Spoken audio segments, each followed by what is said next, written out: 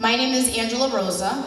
I have the pleasure of being the MC at this wonderful event once again.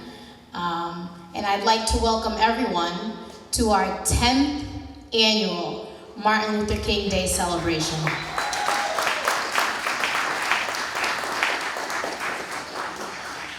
And I was just thinking to myself, when I got here, and I was like, it's been 10 years since this event first started. And that's a decade, right? For some of the people that are here, that's longer than they've even been alive, which is kind of crazy to even think about, right? This event has continued to happen through snowstorms. As you see, we have snow this year. It has happened through COVID, which didn't allow us to be together like we are this year, which we had to do it virtual that year. And it has persisted year after year after year after year. And we talk about this every year, right? We talk about that promise that Moses made, right? And that I made with him to say, every single year on the day of Martin Luther King, we will be here celebrating, and Moses said, I will be here even if it's just me celebrating. In that one year for COVID, it was just him, along with all the viewers that were watching it live. And I want to give a round of applause to everybody that's here, because you guys came this year, through the snow, through the cold. Round of applause for you guys. And every year I stand here, and I look out into the crowd, and it makes me so happy because every year there's more people, and more people, and more people, and more people. And in 10 years, I can say, I was a little bit worried, right? For those of you who come every single year, what's different about this, right? Something is different. Every year, and thank you to St. Edith Stein, every year for 8 years, we did this event at St. Edith Stein. And then we had the one virtual year. But this year, look at this place. It's beautiful. It's absolutely beautiful. Thank you, Venue 727, for allowing us to have this beautiful space. And I believe from here on out, it will be here at this location. So give a round of applause for Venue 727. Thank you so much for having us. And the one last thing I would like to say is I want us to recognize that in the city of Brockton, this event started out as the only celebration of Martin Luther King on the actual day of Martin Luther King. And it still is the only celebration for Martin Luther King on the actual day.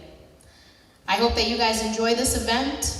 Every year, I'm impressed with the children that come and do their poems or their stories or they give their words. And I hope that you guys truly enjoy as much as I enjoy being here every single year. We will now start, if everybody could stand up. We're going to start with the posting of the colors by the St. Edith Stein Boys and Girl Scouts.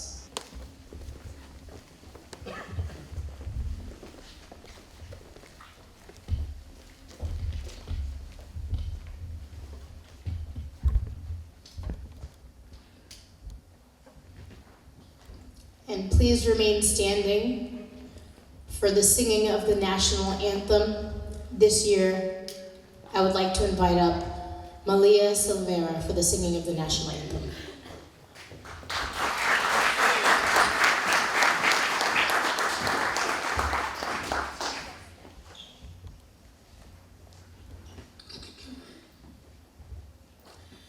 Oh, say, can you see?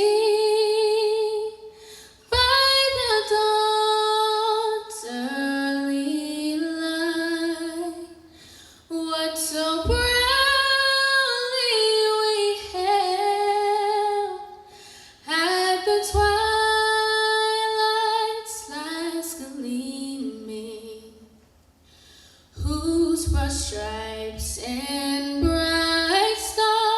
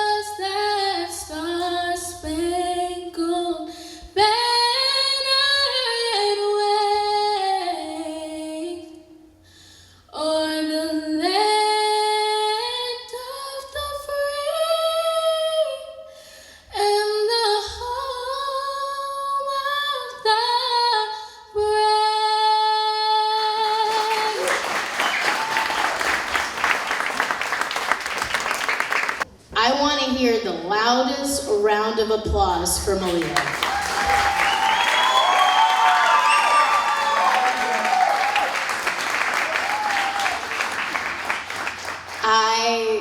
It makes me so proud, right? We've been doing this for a decade, and I had the pleasure of hearing Malia sing years ago when she was so small, and I remember her coming up, and I'm short, right? But like, she was even shorter than I, and I remember her being so nervous, and to just watch the progress from that like small, innocent child to a girl who is now 16 years old, the maturity, not only of the person, but the maturity of the voice is amazing. And Malia, thank you so much. Let's give her another round of applause. Great job.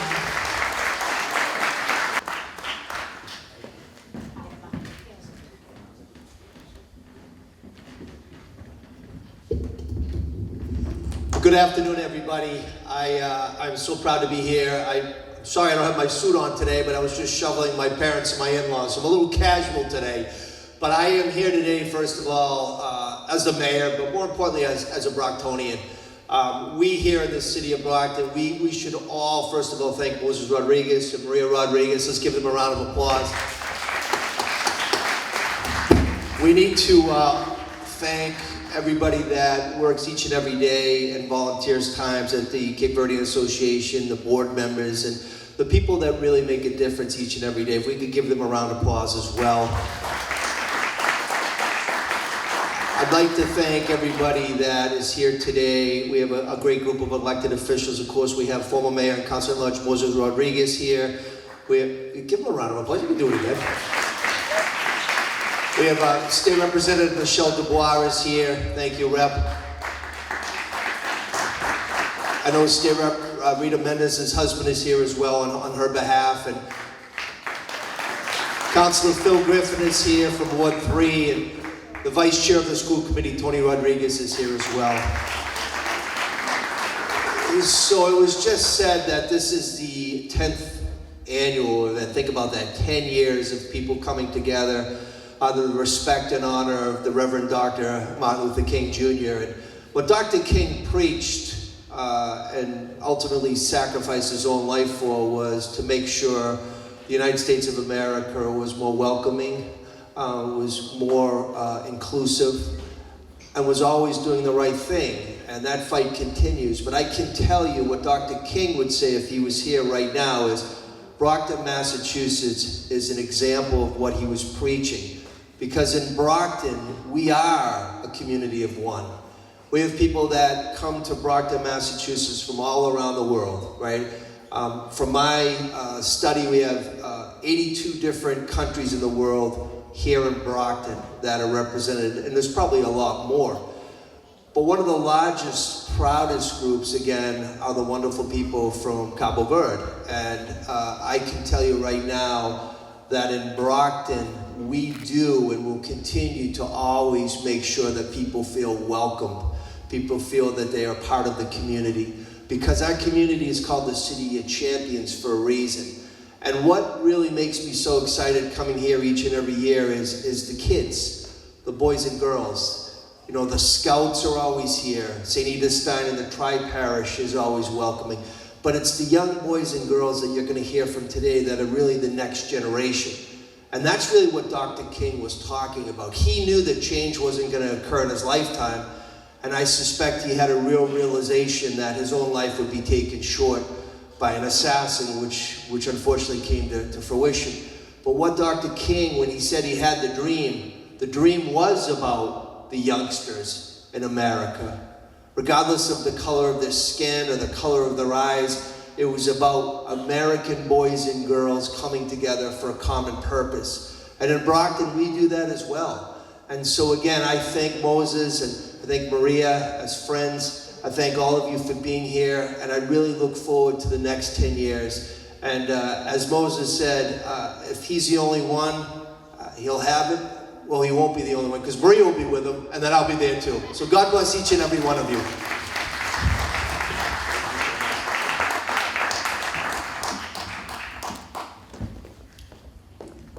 Thank you, Mayor Sullivan. really the words, the boys and girls that he had mentioned, that every year come, and every year they do their poems or their words, that really resonated with me, Mayor Sullivan, because I too am so impressed. I feel like every year they get younger and younger, the ones that were this year. So seeing the transformation of the children, the transformation of our community, it's amazing. And we will have some of those kids. But next up, a couple of the names were mentioned, and you'll be able to see them, some of our representatives in the community. Next up, I'd like to call up our state rep, Michelle Dubois, for a few words.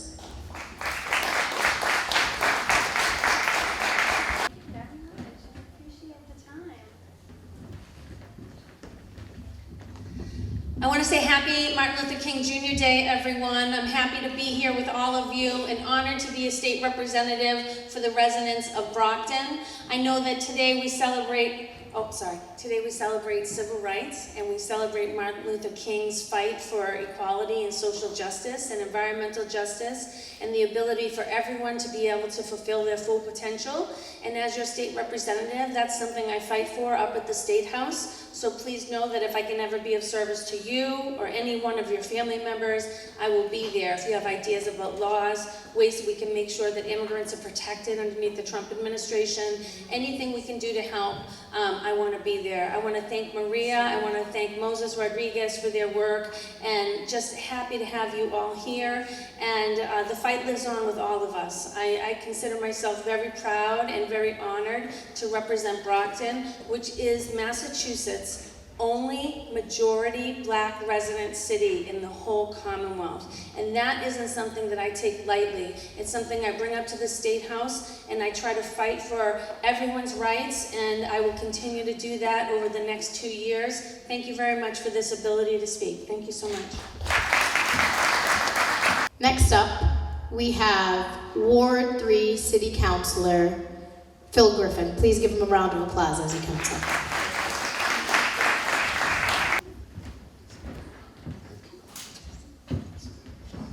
Good afternoon, everybody. My name's Phil Griffin. Thank you for having me here today. I just want to echo what the mayor said. This is a great organization, the Cape Verdean Association.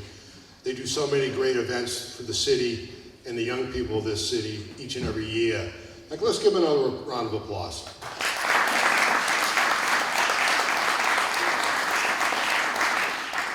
But the big thing I want to speak to the young people I see in front of me.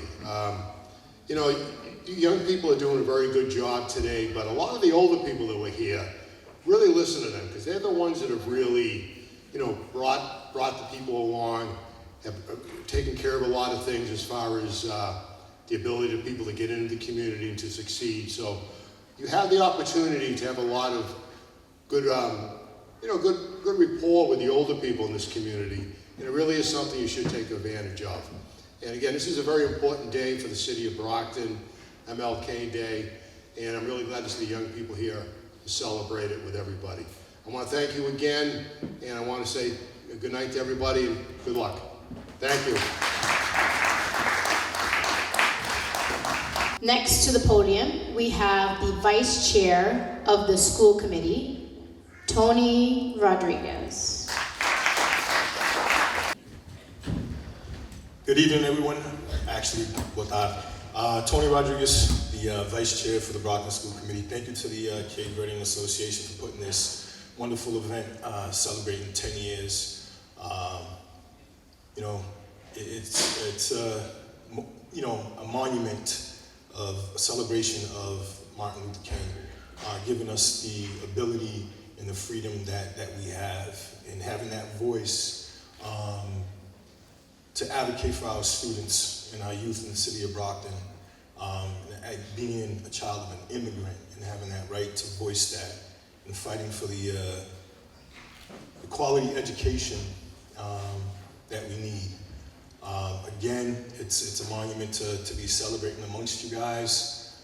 For those that don't know, we do have 3 Cape Verdeans on the school committee, Hispanic, and it's as State Rep said, the most diverse community in the Commonwealth, and that's a rich history for us. But again, congratulations and thank you for having me here, and let's celebrate this special occasion on MLK Day. Thank you.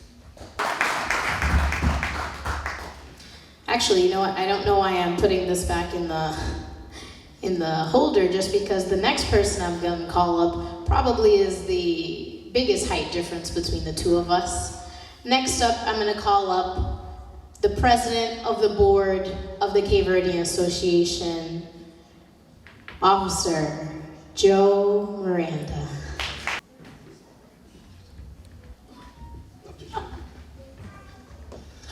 Thank you, Angela.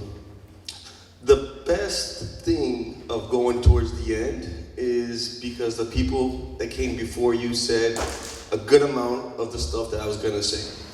Angela, when she first came up, she spoke about this beautiful place and she thanked the church, so I don't have to do that. The mayor came up and he spoke about the people that are here, and he spoke about all the city officials that are here, so my job is done there. And then Phil came and talked about, young people, old people. So again, my job is done there, right?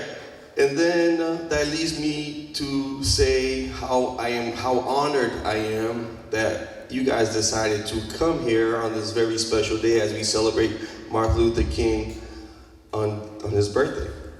And then as I was sitting there listening to a couple of them speak, and then I was thinking about some stuff that was said in the previous years, and how after we leave, we tend to think about some of the words that people talk about, how they paraphrase some of Dr. Luther King's poem, his speeches, some of his words, and how those words can go with you for the next year until we come back. Last year there were, a lot of kids came up and did the speech about I have a dream, how each of them have a dream, for the coming years. So every year when we come up, we hear something. I hope that you guys take some of those words with you and implement it on your daily living so we can become a better citizen to the city of Brockton and to the United States and to the whole world, right? And then I started to think about how we face different challenges. Somebody mentioned, I think State Rep Michelle mentioned, Trump is the new president, and how some people are worried about how his presidency is gonna be like. But it's 4 years. I think we're gonna be able to accomplish whatever we need to accomplish. I think we're gonna be able to do fine. And Martin Luther King has one of the speech, I'm not gonna quote it 100%, but if you can't fly, you run. If you can't run, you walk. If you can't walk, you crawl. But the whole thing is at least you're trying something. Just don't give up, and you will be able to get through it. And that is all that I have. And if you are faced with some obstacles, you should always strive to move forward. And the other thing that Martin Luther King talks about is darkness cannot drive darkness. Only light can do that. And it's always, the time is always right now to do what is right. So keep that in your thoughts as the year goes forward. Again, thank you for coming. I'll see you guys next year. Angela, you're doing an outstanding job. Keep it up.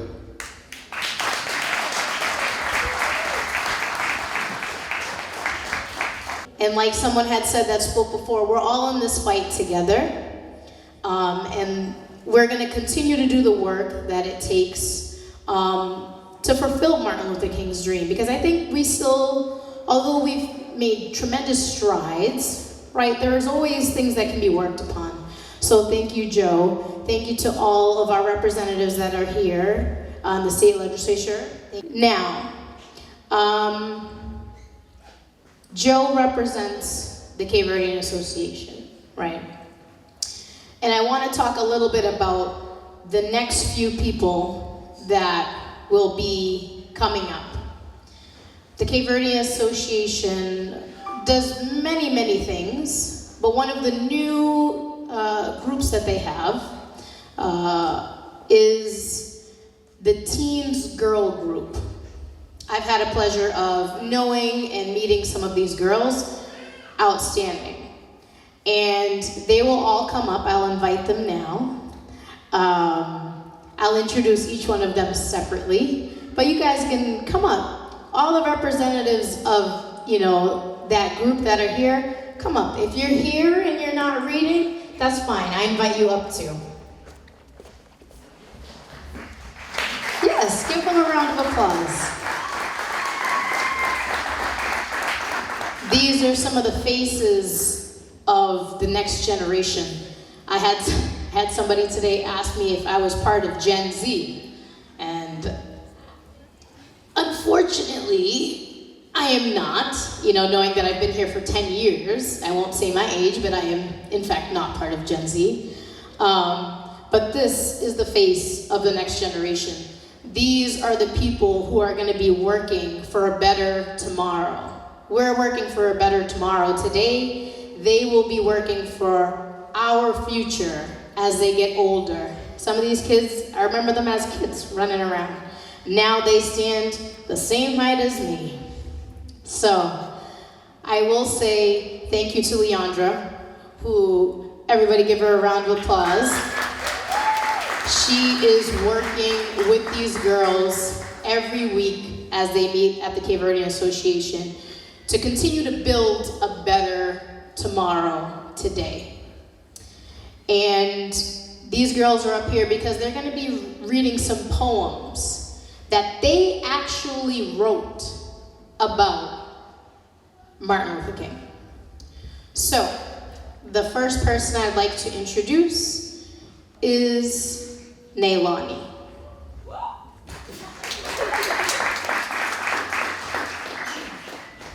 Good afternoon, everyone.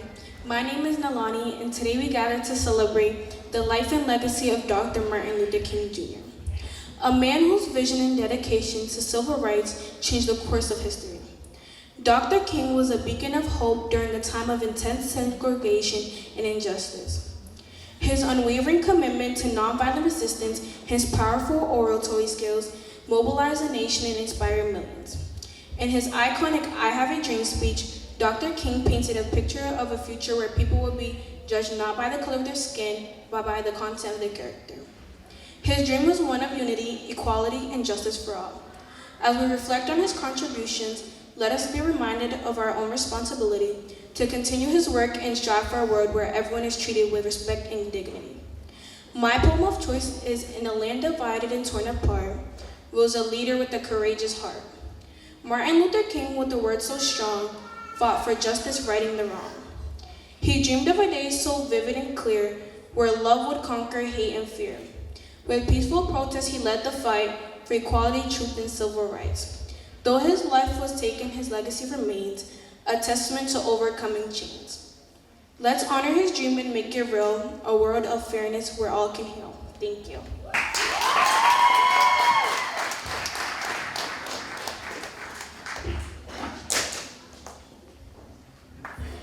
Hi, my name is Emily, and my poem of choice is A Dreamer's Light in the Heart of Darkness. He stood so tall, a voice of justice, a call for all.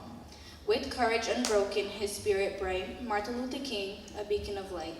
From the streets of Selma, Washington stage, he preached of freedom, turned history's page. A dream he wove, so vivid, so clear, of a world united, free of fear.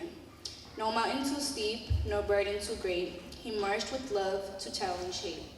With every word, he kindled the fame of dignity, hope, in a world full without shame. Through darkness fell and shadows grew, his dreams endured, and dreams often do. For his voice still whispers, his vision stays in the hearts of millions, guiding their ways. So let us walk hand in hand to build the future he bravely planned. With love as our banner, let freedom ring in honor of Martin, the Dreamer King.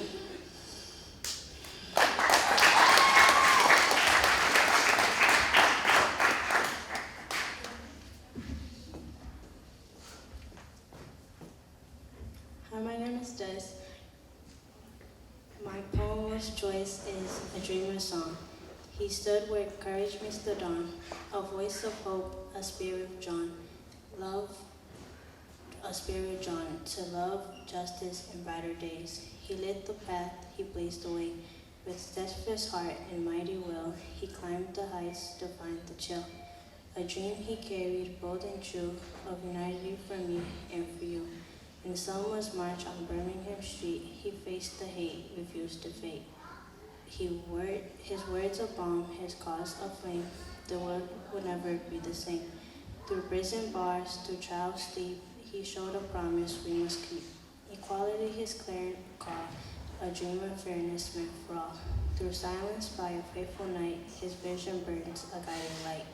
The dream lives on, it cannot die, it lifts our heart, it lifts our eyes. So walk the road he showed us still, with love, with faith, with strength of will. For Martin dreamed what can be, a world united, just and free.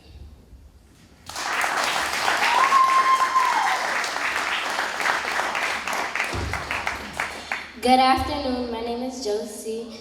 My poem of choice is a dream that echoes still, a preacher that stood with the steadfast grace, a voice for justice in a fractured place. He marched through fear, through scorn, through hate, to lift the low and liberate. With words like rivers, pure and wide, he spoke of love where hate divides. His dream was not for him alone, but for the hearts of every home. I have a dream, he boldly cried, where justice flows and none must hide. A land where children, hand in hand, would walk as equals through the land. No chains of hate, no walls of fear, just harmony that draws us near. Through Selma's streets, through Memphis's pain, he walked for change, though no one was plain. Yet even in the darkest hour, his hope endured a steadfast power.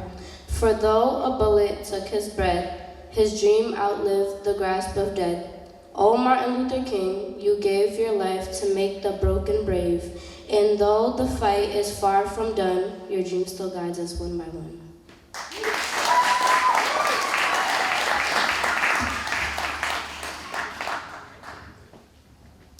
Let me get all four of you guys back up. And I don't know how this will work with the camera, but Leandra, come on up here too. Right up front, right up front. Don't be shy, don't be shy. Not only was this written individually by themselves, it was beautiful, was it not? It was beautiful, right? Each poem individually crafted, well written, poised, even rhyming. I'm very impressed. I would like to say thank you to the association for giving us the pleasure of having these girls up here. So with a very loud round of applause, I want everybody to put their hands together for the Cape Verdean Association Girls Teen Group.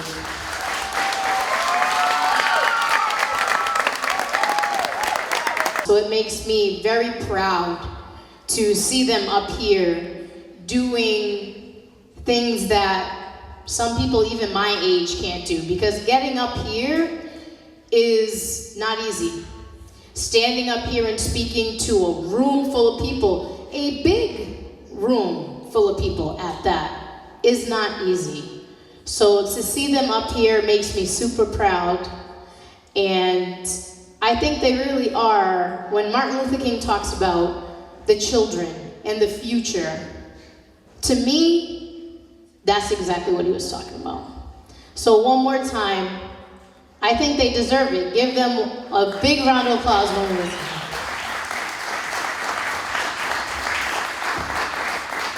And next up, we have the keynote speaker.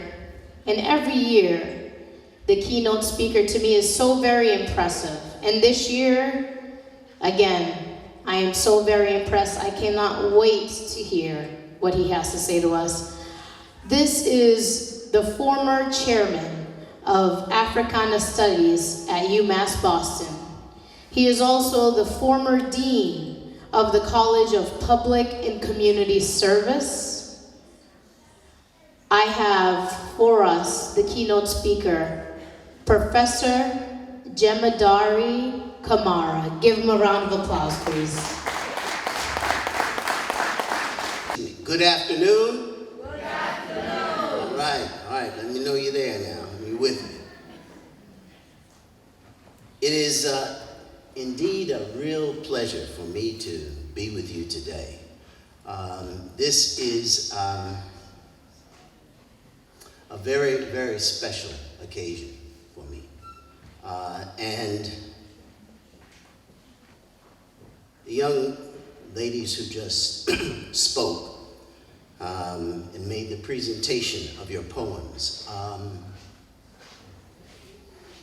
going to come back. Before I finish, I want to speak to you very directly about those poems that you gave. Today, on this very special anniversary of Dr. King's birthday, 55th program, the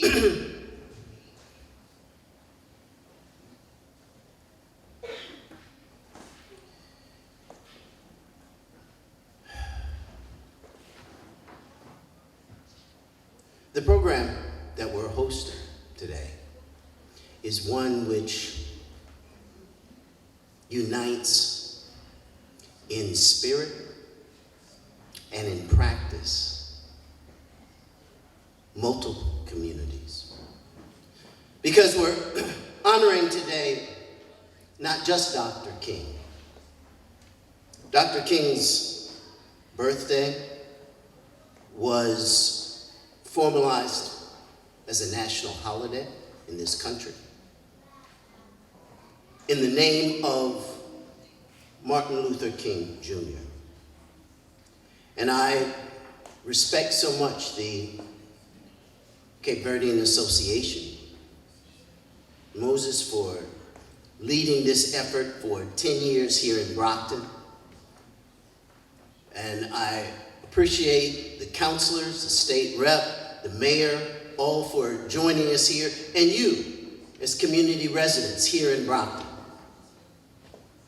I was sharing earlier that I have become a resident of Brockton a few years ago, but continued to engage in the programs in Boston and have not attended this program, but I will be back, I promise you. And want to become more anchored in my own community here.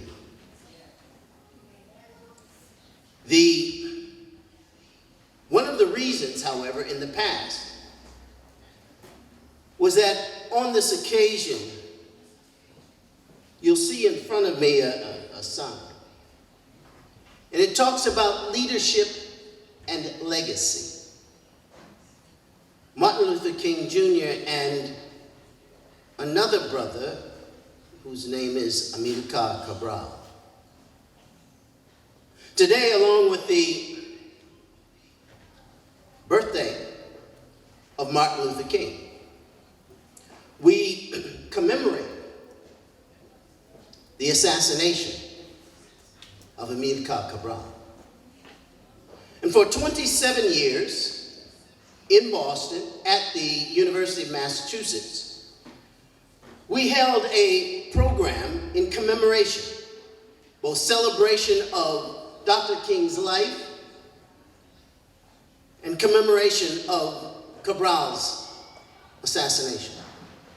Because as people of African descent, it is important that we understand the bridges that link our stories. And not only during this week do we commemorate Dr. King's birthday or Cabral's assassination, there's also the assassination of Patrice Lumumba, who was the prime minister and leader of the country we know as Congo, the time of its independence. There are so many linkages that intertwine and link our stories that we do not understand as we read his story. And so I want to share a bit today about our story. Because you see, the recognition of Dr. King as an individual leader who is celebrated because of the civil rights movement, of which he was the noted spokesperson in this country, is really the commemoration, not just of the individual, but of our story. It is so deeply linked and rooted to the civil rights movement. That's what we're celebrating today. It happens to be his individual birthday.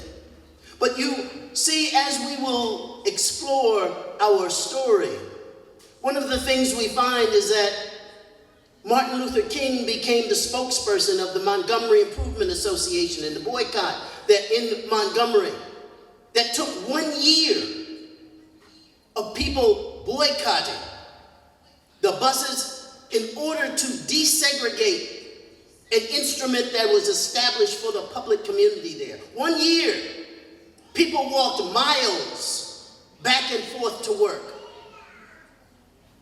because they would not ride the bus in a segregated circumstance where if you were black, you had to sit in the back of the bus. Now, I happen to like the back. I got a better seat in the back. I got a good view. But not because I have to. And the demonstrations and the boycott in Montgomery, as he was identified, only having been in that community for 6 months, he was identified as being the spokesperson for that movement. It was the movement that pre-existed King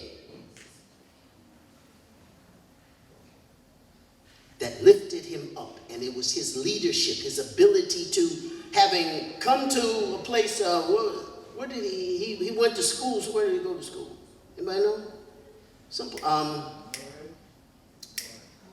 Where he went, what was it called? Morehouse, but there's another place, like, what's it called? Boston? Did he go to Boston? Yeah, Boston, yes. He went to school in Boston, the mecca of education in the United States, Boston University. And at 26, he got his PhD in theology from Boston University. And before that, though, he had gone to Morehouse College. Michael King had gone there, and he had acquired his bachelor's degree. In fact, when he was entered, when he completed, he was 19. Now, Michael had been recognized for his leadership, his intelligence, but it was only after that period that Michael King became known as the person we now call Martin Luther King. You see, Michael's father was a well-known pastor in the South who had, through his mission, been involved in the international ecumenical community and was deeply impacted by the Protestant reformists who stood up in the face of the Catholic Church and the Pope and initiated the Protestant reformist movements, whose name is Martin Luther. And upon returning home from his missions in Europe, Michael Sr. changed his name, as well as that of his son, who in honor of this reformist tradition, in honor of challenging the status quo, took on the name of Martin Luther and became Martin Luther King Sr. And it was only later on, you see, that Martin Luther King Jr. really recognized the power of transformation that occurred and adopted the name. And so we know him as that today. But there is a reason behind this. There is a commitment, a deep commitment to transformation, social change, and a commitment to social justice and the values of peace and love.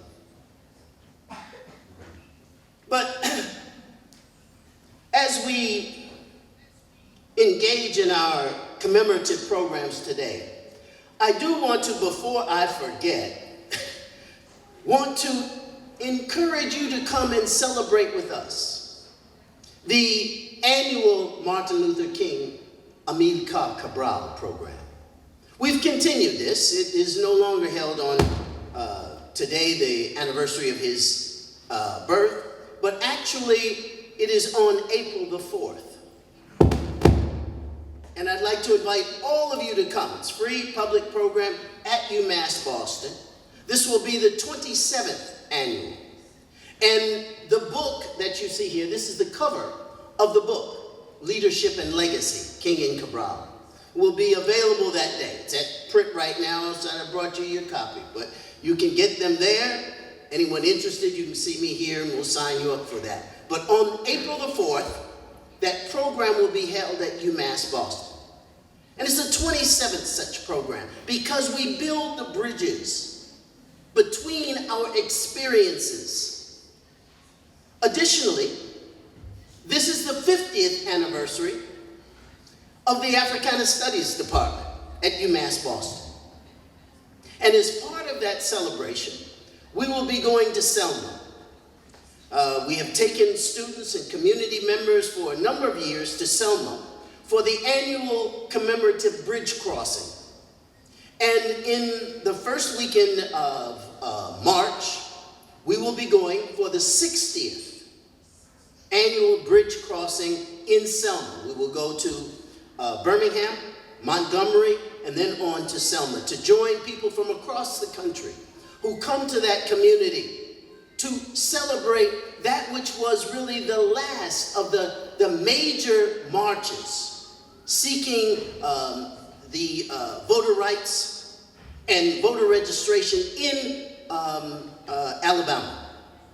And so we will go to participate in that. And so if you're interested, please come and join us as well. But in reflection on this era of King's commitment to our movement and the impact of that movement, one of the things that we recall is that, in fact, the civil rights movement itself is very deeply rooted in the fabric of our country. Because the Civil Rights Bill, you know, we quote from the March on Washington and the great I Have a Dream speech. The outcome of that, the reason why people went to Washington, was in order to impact the public policy of this country. That's why they went to the seat of government. And in that speech, the central part of the speech is not focused on,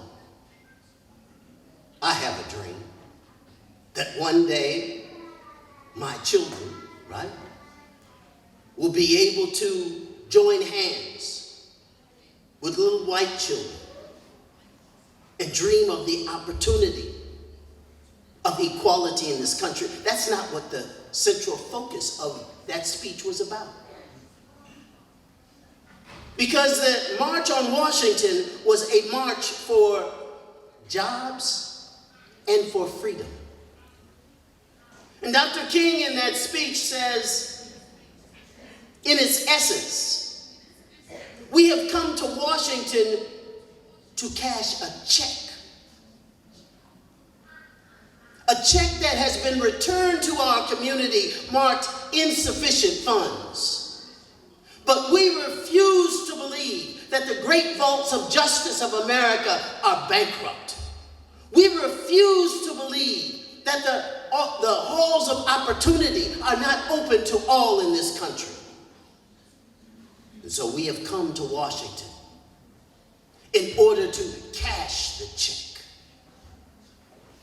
That is what the March on Washington was about. And the quotes of the dream that he had, the vision at the very end of that, is based upon the fulfillment of that dream.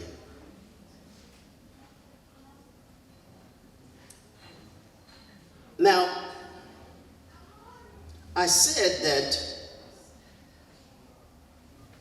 in the beginning, I wanted to speak to those young ladies here. And I have a text that I prepared for you today. I'd like the 4 young ladies to stand up. Stand up. Because there's some things I want to share, and I will before I end. But I want to speak to you directly because you spoke to me. And I'm going to share something with you. And if particularly the young people don't remember anything else I say today, I hope you do. But I want you to listen very carefully. What you did today, the poems that you wrote from your heart, the time and the energy it took for you to make those presentations, the creativity is extremely important. Because you do not know the time and the context in this country when that could not occur. I'm going to tell you a story. You see, I'm not from Boston. I'm from the Midwest in this country. And I went to school in the heart of America. The heartland of this country that elected the person who was just installed today. And at that school that I went to in the heartland of America, we would have oratorical contests. And I love to give oratory and speeches. And I was in my senior year in high school, like you. And we had oratorical contests, and for 3 years, I had won the oratorical contest. And in my senior year, there was a speech that I wanted to give. And the speech was called, "I Have a Dream," by a man named Martin Luther King.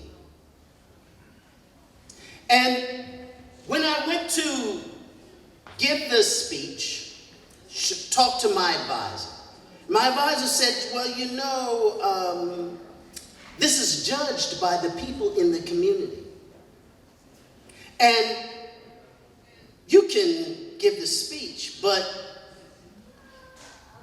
these are the people, what he was saying in the context, these are the people who would have elected the president that is elected today.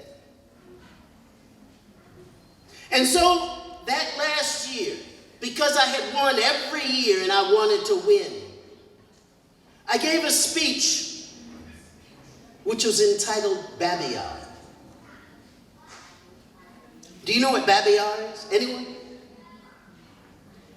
Babiyar is a story about the killing fields of Jews who were killed by the Russians in the place that we now call Ukraine. And it's a poem about the assassination, the genocide of the Jews in Ukraine. And to wonderful applause, I won. I won the contest. But I won the contest that day. But I couldn't tell my own story. I couldn't give a speech about Dr. King, because if I gave a speech in that community in the heartland of America, I would not have won. Because it wasn't about a dream, and they understood it was about cashing a check. It was about jobs and freedom in this country, which did not exist then. And to stand up in that audience, I would have been rejected, and I could not tell that story. Do you understand? You stood today. From your heart, you wrote the story. You wrote our story, and you are the future of our story.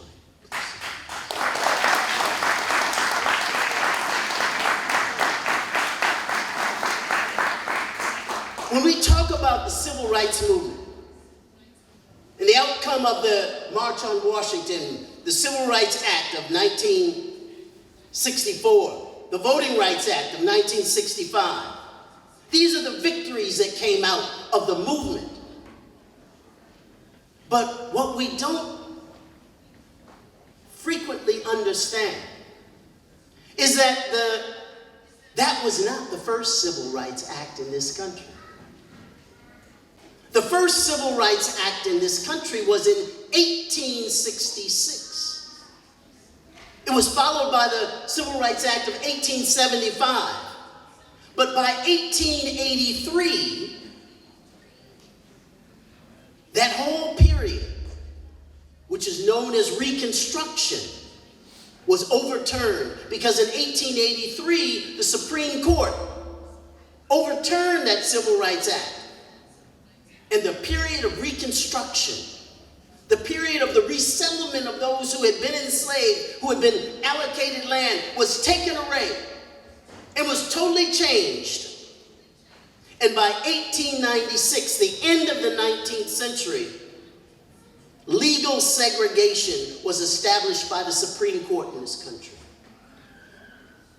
This period of Reconstruction is one of the most important periods for us to study, to understand the nature of the movements that we are building, because we are replicating the story. We're repeating history. They say history repeats itself. Well, it indeed is.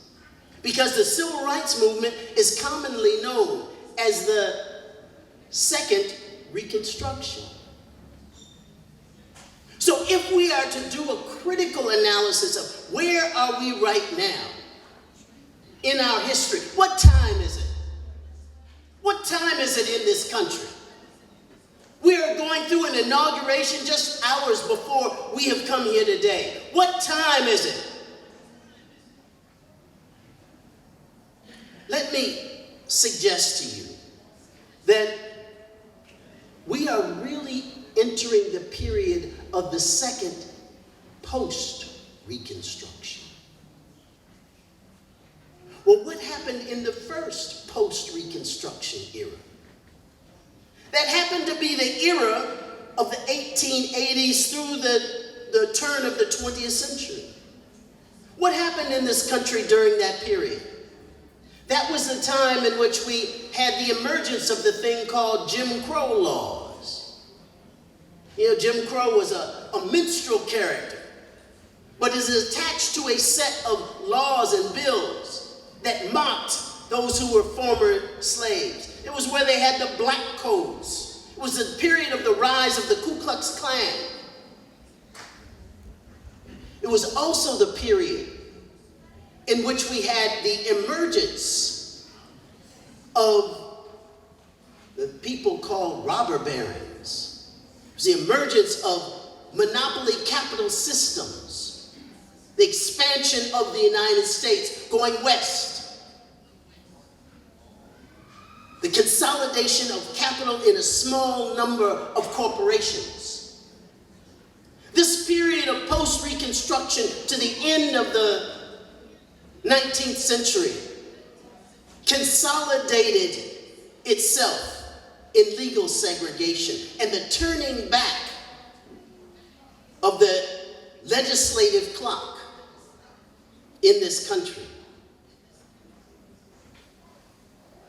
As we are entering this period today, we must be very conscious of where we are and how we move forward. But Dr. King gives us words of advice. Because in his own way, Dr. King foresaw a number of the things that we are confronting today. And he spoke of the triple threat in this country. During the middle period of the 1950s, the outgoing president of the country, who was Dwight Eisenhower, talked about the threat of the military-industrial complex. A former general who had been president for 8 years talks about the threat of the military-industrial complex.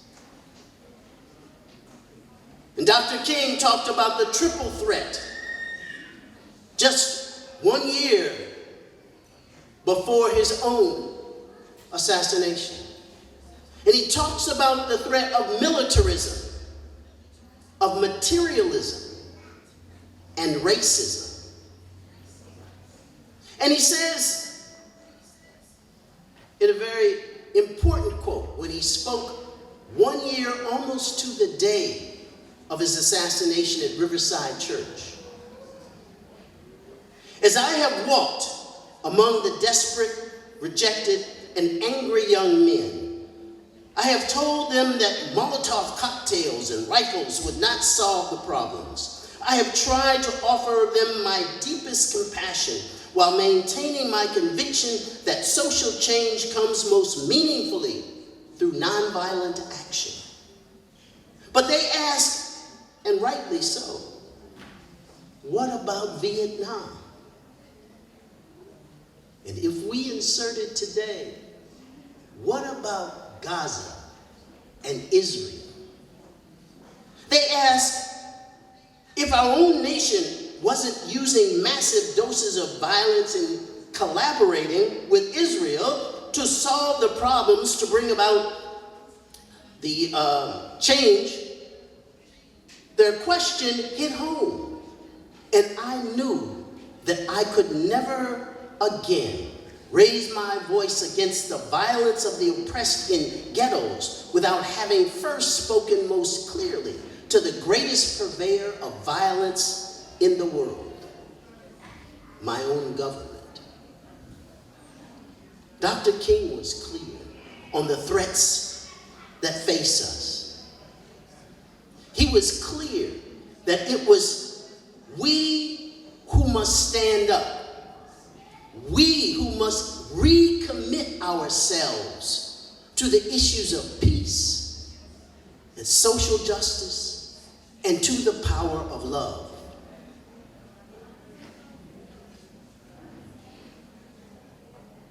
A month before his assassination, Dr. King spoke to Local 1199.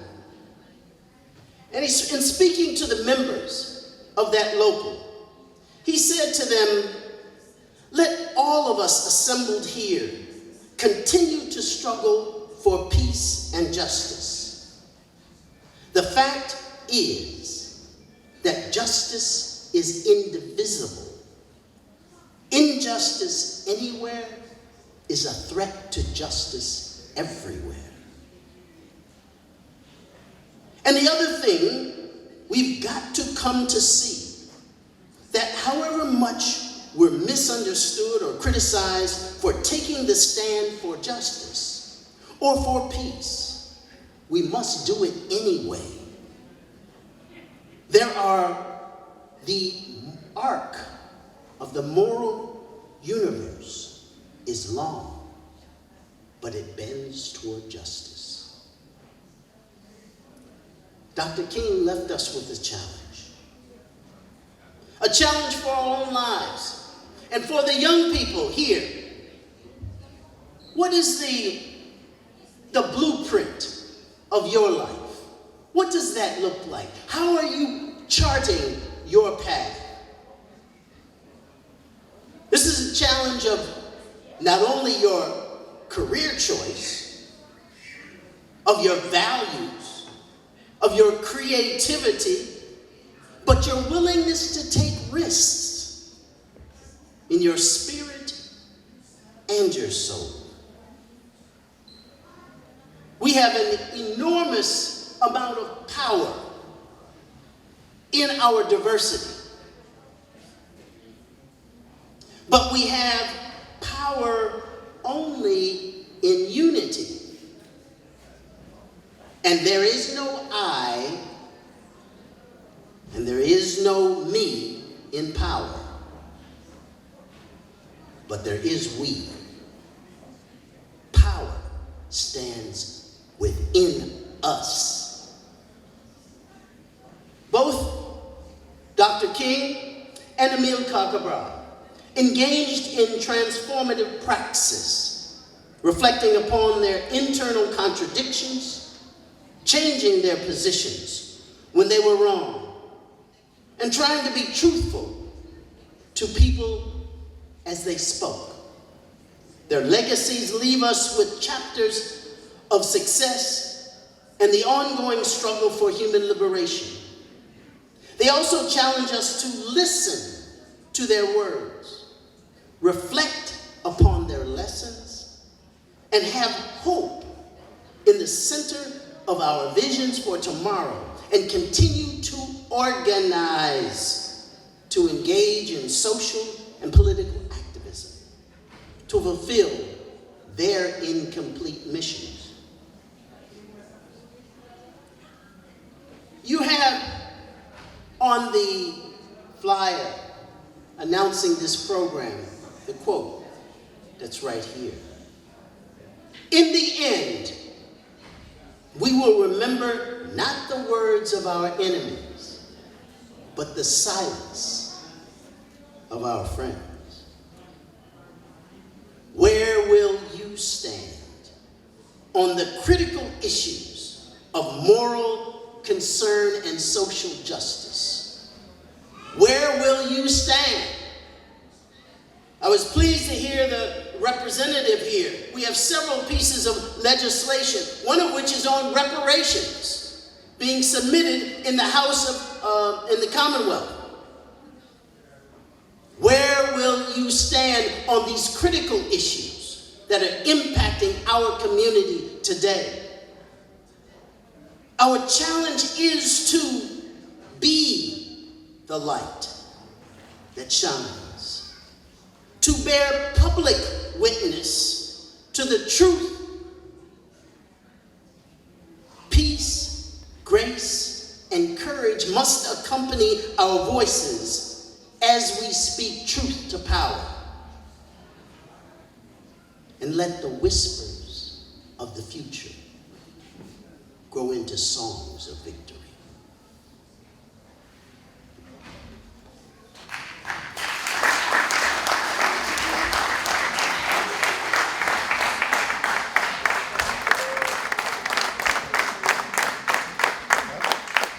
Full of round of applauses this year, but I want everybody to get on their feet and give Professor Kamara a tremendous and a huge round of applause.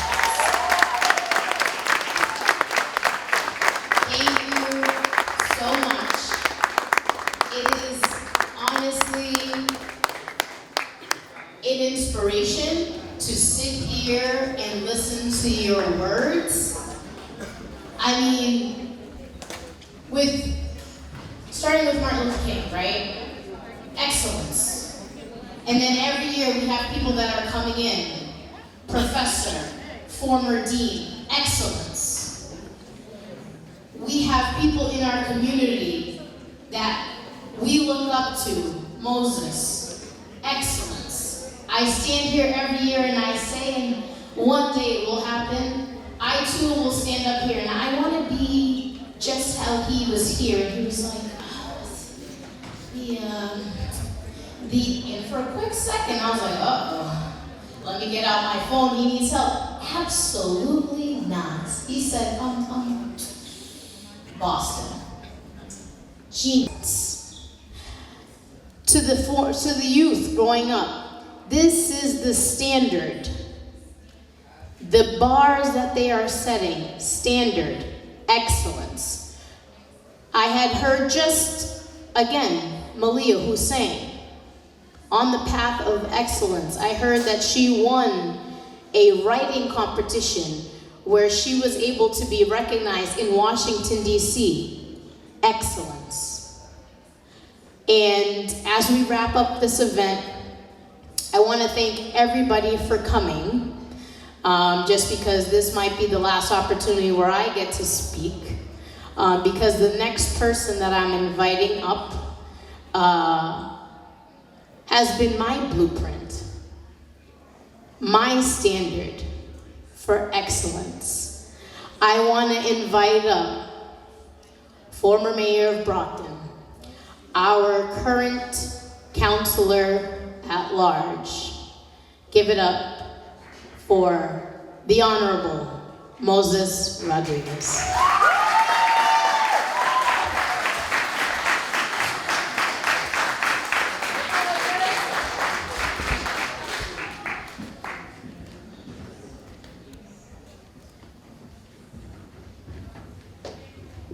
Jesus, for a second there, I was like, who the hell is she talking about? Honorable? But I just want to thank everybody that came out here today. And Joe, now you're learning one more lesson. I know you've been hanging around with me for a while. The best thing you need to do is be the very last person to speak. That way you don't have to say anything. It's all been said. Is that what it is? But I just want to thank the words today. I don't know if you guys know what our tagline was this year, to heed the call. I think we have heard the call.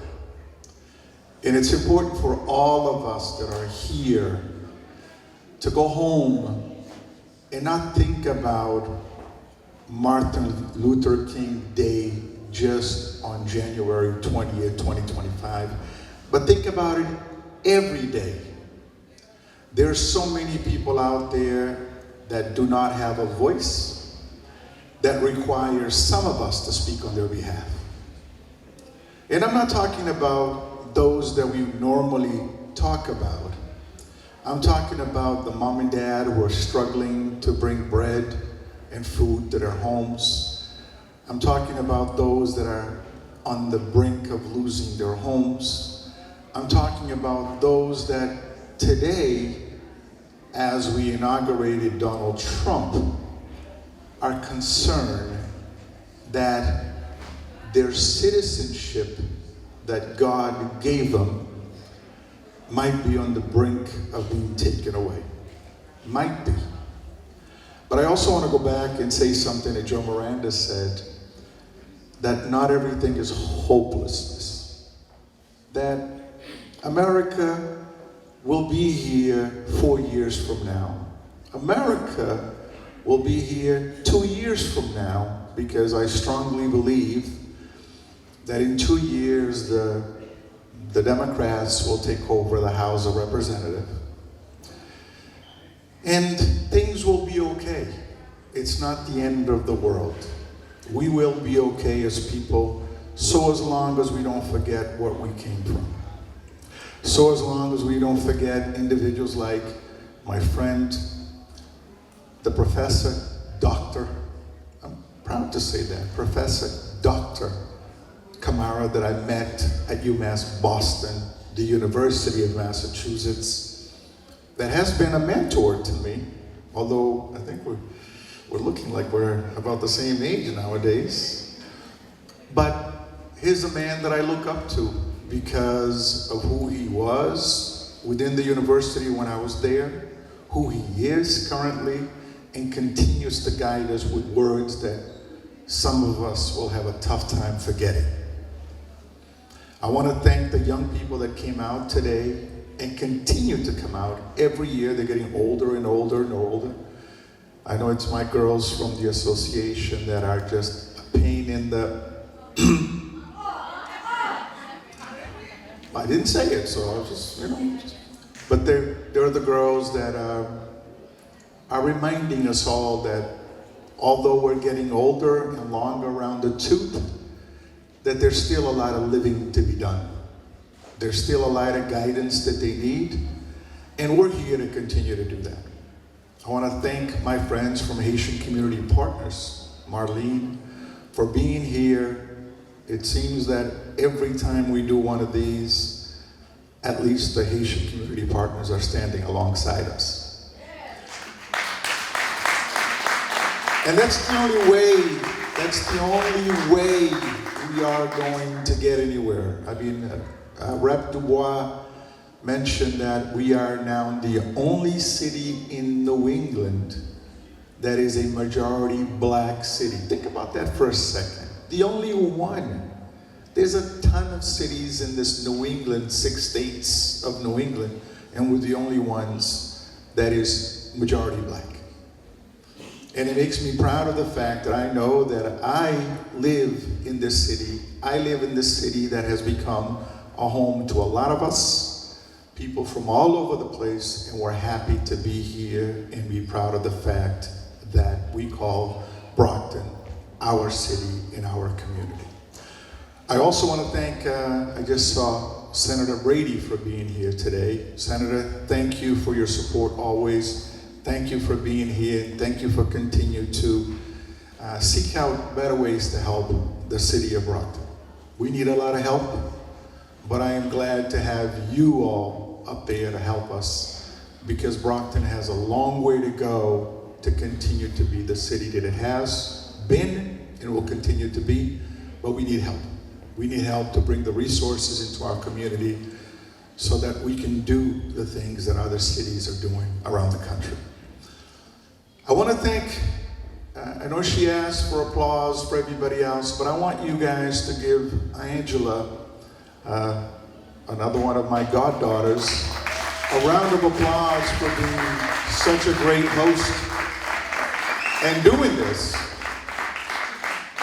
She continues to marvel, and every year gets better and better and better. And you can tell this year she got her master's in nursing. So, now we're dealing with master level nurses in our community.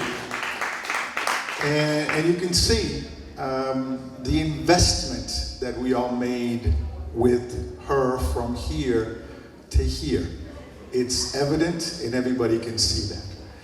I want to thank the owners, John and Veronica of the venue, 727, for allowing us to be here today and agreeing that we're going to do this every year going forward. Because I think MLK deserves to be in a place that's dignified, not necessarily in the basement of a church, but it needs to be dignified with a place that actually is a welcoming place for all to come. So we'll be back here again next year, as we've said, and the mayor mentioned it, and Angela have said it.